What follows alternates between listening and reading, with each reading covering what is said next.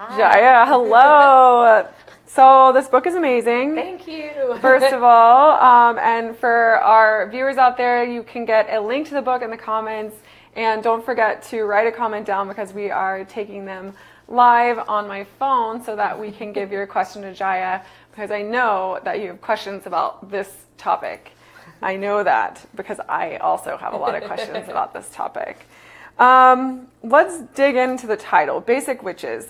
Amazing. Kind of sounds like Basic Bitches, but that was the idea. For a while, it was a working title, and then we were just like, you know what, this is like, we're not going to come up with something better than this that works better. So, yeah, it's great, and it's it says how to summon success, banish drama, and raise hell with your coven. Yes, and actually, all of the chapters and like little sub chapters that you have teach you how to do that, and there's even spells in here, which I find so fascinating.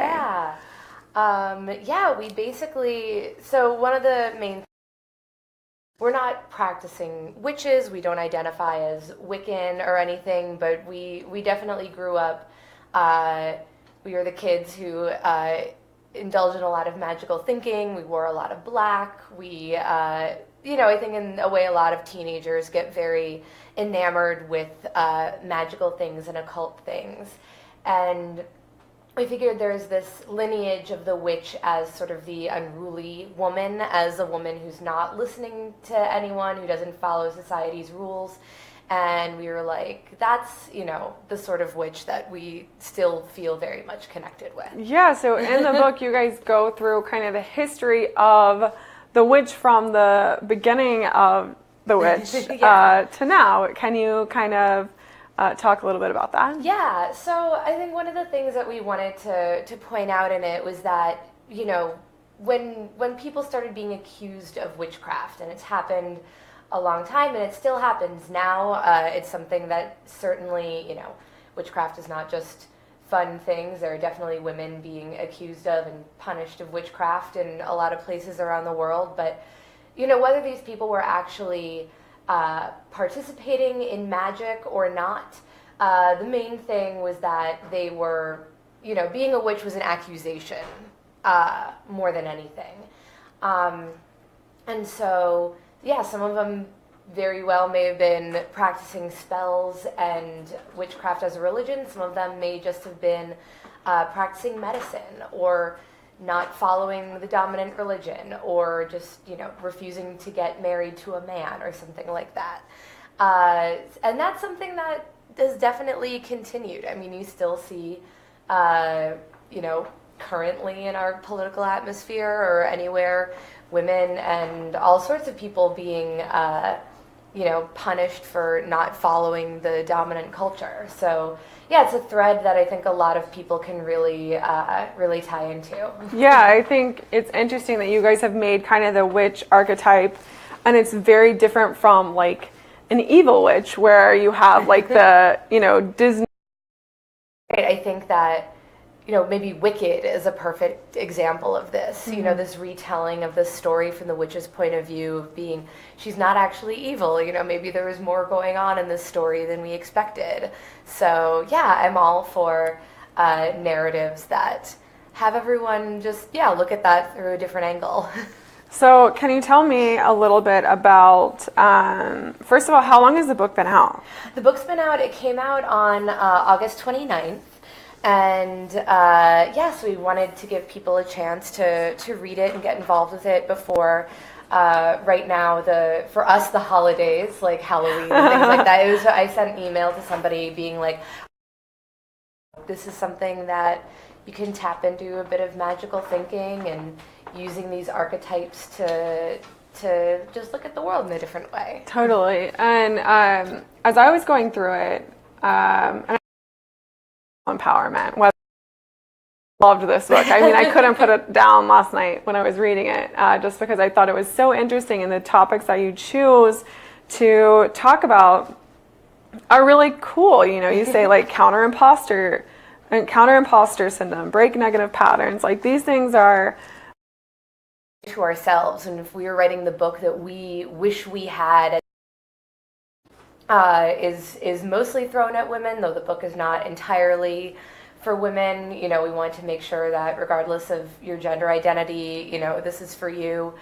But there's, a lot in there about the ways in which you're pressured to look a certain way, to act a certain way, the way you're supposed to think about certain relationships. There are rules you're supposed to follow. And, a guide for sort of because I've been told to do it, or am I doing this because I actually want to be doing this and I find value in it? Mm-hmm.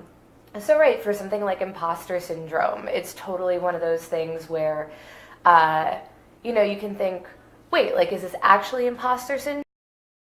I don't know if you have this, but if I have to do something, I could tell myself in my head a million times that, you have to do this, you have to do this, you have to do this, and I'll never remember. Mm-hmm. But if I write it down and make it real and make it a thing, that with the idea of the witch, with the idea of somebody solitary, but there's also the idea of the coven, that there are, women or unruly people coming together and finding community in this. I think that it's something you can do alone. You can be a witch by yourself, or with you and your cat, with you and your dog, with, you and whatever your familiar is. You and your coven. Looking throughout history of who's been accused of being a witch, that it's been divorced or lived alone or just lived in their own ways and followed their own rules. And that's who I want to be. That's the type of person I want. Somebody once asked me if I was a witch. Really? Yeah. What happened? I was like, no. But then afterwards I was like, maybe. And after reading this, I'm like, definitely. It can be. What I like that you guys have done is, I think that throughout history, there's been, especially in religious context, that is something really scary and not good or kind or whatever. And you guys have taken that and turned it into something completely different, and actually, if anything, really empowering and friendly and approachable. And you guys have done a really good job of telling the story without making it sound so spooky. Approachable and very relatable. That it's something, anytime I read about the history of witchcraft, or, watched a movie like The Craft or Practical Magic or something, I always saw myself in these women. And so, I think if we are able to show more, maybe be in touch for a while. You guys talk about, and I'll get to actually our interest like that.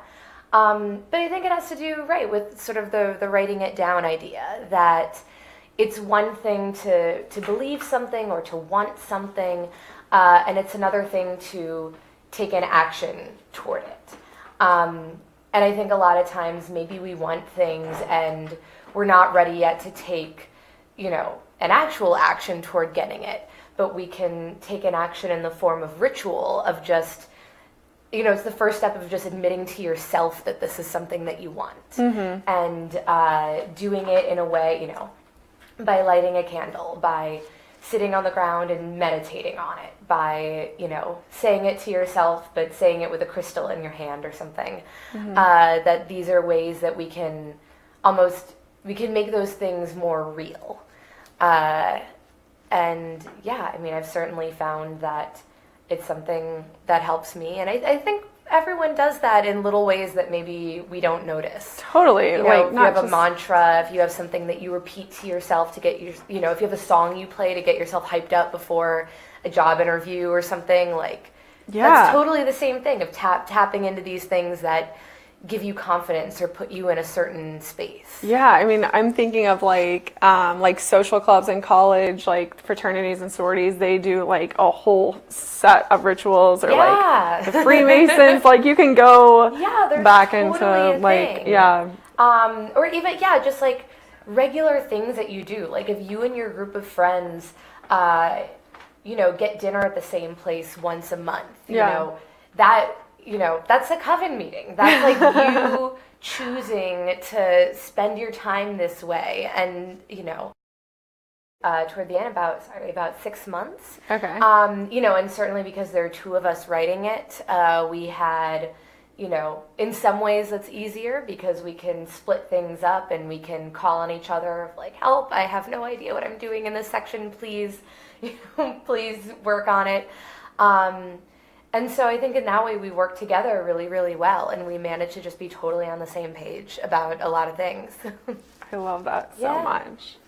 Okay, have to wrap up and then start over so we can resubmit it. But follow us. We will be right back, just on a different thread. So we're